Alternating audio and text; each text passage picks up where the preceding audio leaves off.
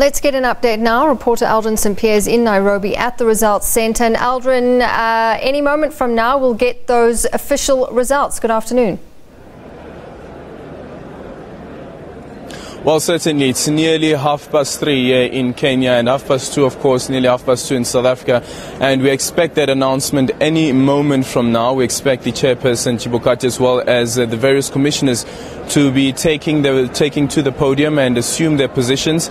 And, of course, the final declaration that will come from Chibukati, as we've indicated before, that the IEBC has taken the decision to not have a rerun of elections in the four counties that have been marred by rolling violence, as well as some fatalities in those counties.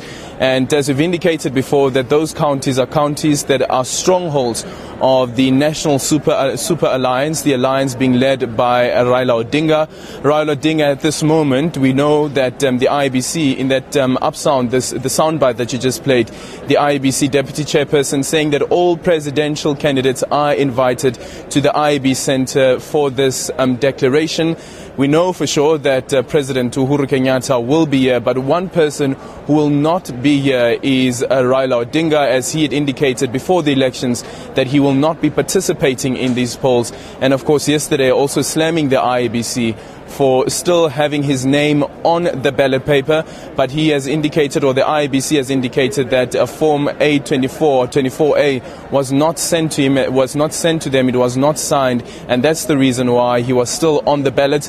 And the final results will come along 98% victory for Uhuru Kenyatta when it's finally announced, and less than 1% for Raila Odinga, who says he wasn't participating in these elections. And although this moment is a very important moment in terms of the declaration, but more so, many will be listening quite attentively to what President-elect Uhuru Kenyatta will have to say to the country, what his message will be to the four constituencies, or the four counties rather, who didn't participate in these votes, and what his message will be to the National Super Alliance. The National Super Alliance, on the other hand, will be following this declaration quite closely as well, and they will also make their own announcement. We expect that announcement to be tomorrow about the National Super Alliance next move, what this resistance movement will be doing going forward to put pressure on government to have a rerun of the elections within 90 days.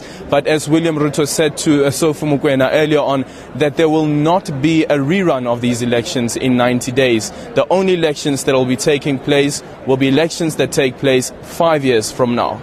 And when we get to hear President-elect Uhuru Kenyatta speak in just a while from now, it will be interesting to hear, as you say, what he has to say, because he'll have to do a lot to unite a very polarized Kenyan nation and to try and quell any kind of backlash that could arise from these results.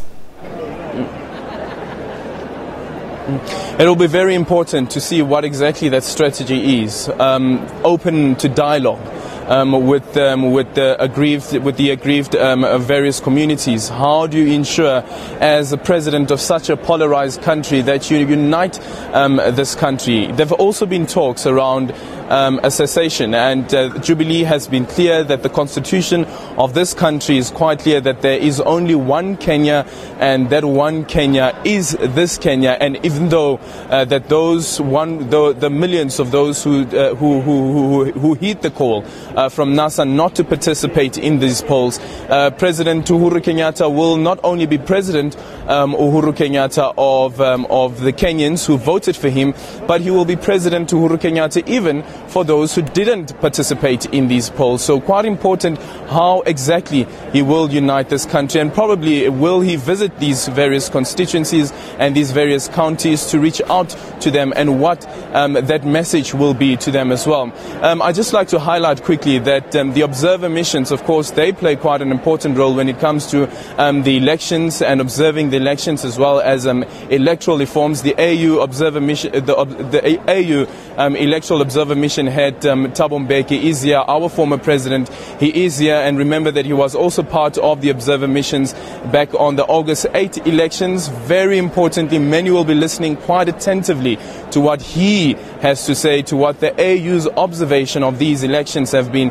And as I said earlier on as well, that the EU, on the other hand, has already cast aspersions on these elections, the credibility, whether these elections could be free or fair.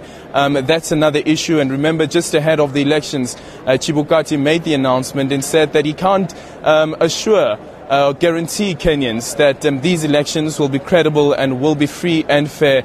But yesterday he changed his tune and said that everything has been above board, and one has to look quite closely to what exactly that means when everything has been above board, when you have these various constituencies that haven't been participating in the polls. And NASA, of course, again crying foul, saying that there has been some irregularities, even though they didn't participate in this rerun of the polls. All right, Aldrin, thank you. For now, we'll leave it there, and I'm sure we'll take those results as soon as they get going any moment from now. Aldrin St. Pierre, live from Nairobi.